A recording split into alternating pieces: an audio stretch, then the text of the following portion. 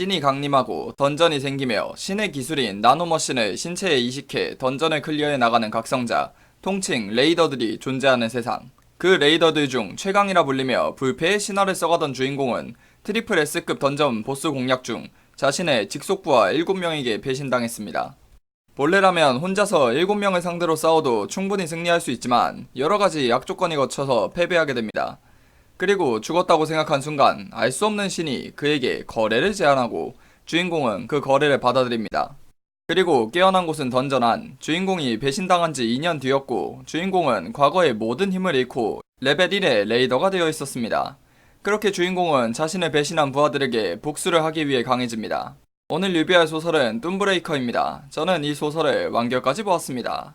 처음은 그저 흔한 현판에 성자물이 섞인 복수물인 줄 알았습니다.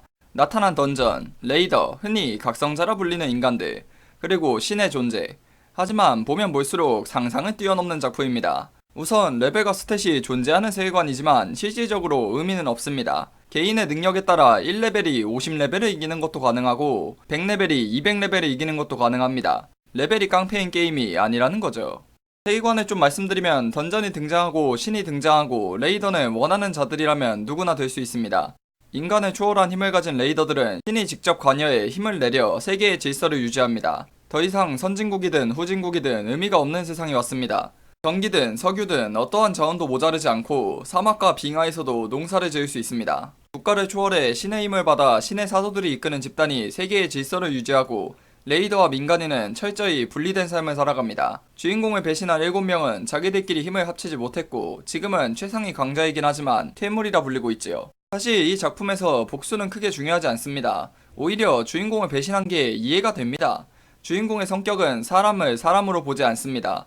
주인공에게 동료는 없고 부하도 없습니다. 그저 자기 장기말이고 소유물일 뿐이죠. 주인공은 강하면 모든 게 옳다고 생각합니다. 주인공은 배신을 당하고도 내가 배신을 당한 이유는 무엇일까? 고쳐야지. 그렇게 생각하지 않고 부하들이 배신하더라도 내가 더 강했으면 죽지 않았을 테니 자신이 약한 게 문제고 더 강해지면 될 일이라 생각합니다. 이러한 극단적인 성격이 소설이 진행되며 천천히 바뀌는 듯 하지만 결국 본성은 바뀌지 않습니다. 단언컨대 주인공은 쓰레기입니다.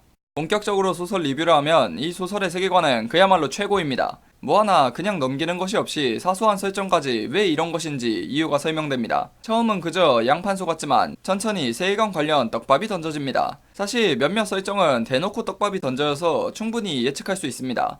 실제로 독자들이 예측하고 맞춘 설정들도 많지요. 하지만 이 소설은 그걸 넘어서는 스토리를 보여줍니다. 킬더 드래곤 때도 그랬지만 이 소설을 보면서 결말과 결말로 가는 스토리를 예측하는 건 불가능합니다. 그렇다고 개연성이 부족한 건 아닙니다. 오히려 완벽합니다. 심지어 나중에 돌아보면 떡밥도 다 있었습니다.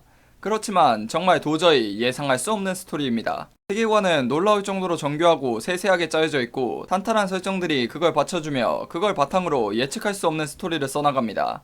사실 초반부는 이게 재미있나 좀 의문이 들기도 합니다. 주인공은 객관적으로 쓰레기입니다. 그리고 가장 먼저 주인공의 부하로 들어오는 인물이 그냥 호구에 멍청합니다. 주인공도 처음에는 죽어도 아무 상관없는 고기방패 정도로 사용하죠.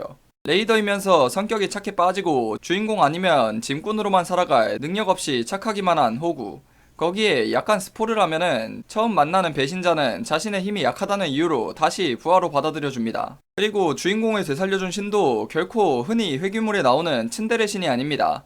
대놓고 주인공을 엿먹이고 주인공은 힘이 없어서 그거에 저항도 못합니다. 이런 걸 보면 정말 이게 재밌는지 의문이 들 겁니다. 하지만 초반만 지나면 주인공이 휘둘리는 일도 없어지고 본격적으로 쓰레기이지만 강하고 능력있는 주인공의 진짜 면모가 나옵니다. 물론 쓰레기인 건 여전하니 나쁜 주인공을 싫어한다면 보시면 안 된 작품입니다. 조금 아쉬웠던 건 이번 작품에서는 전 작품에 나왔던 놀랍도록 입체적인 캐릭터는 거의 없습니다.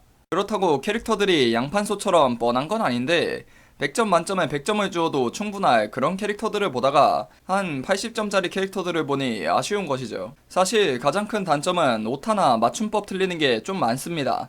거의 20화에 한 번씩은 꼬박꼬박 나오는 느낌입니다.